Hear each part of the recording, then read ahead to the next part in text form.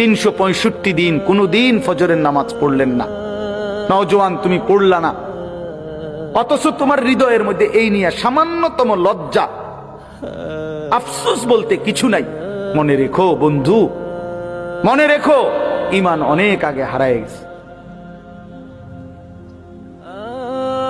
অনেক আগে হারায় গেছে। 30 বছর ধরে একটা লোক প্রতিদিন সুদ খায় নিয়মিত, কোনদিন তার বিবেকের মধ্যে একটু নড়াচড়া নাই। আহারে, যেটা এত বড় পাপ, আমি কতদিন আর করব? বলেন, এই লোকের ঈমান কোথায়?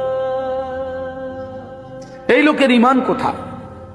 প্রতিদিন গালি দেয়, প্রতিদিন মন্দ বলে, দিনের পর দিন নারী ছবি, মদ, জুয়া, অশ্লীল ছবি, মোবাইলের অশ্লীল দৃশ্য, এর মধ্যেই তোমার রাত কাটে, এর মধ্যেই দিন কাটে।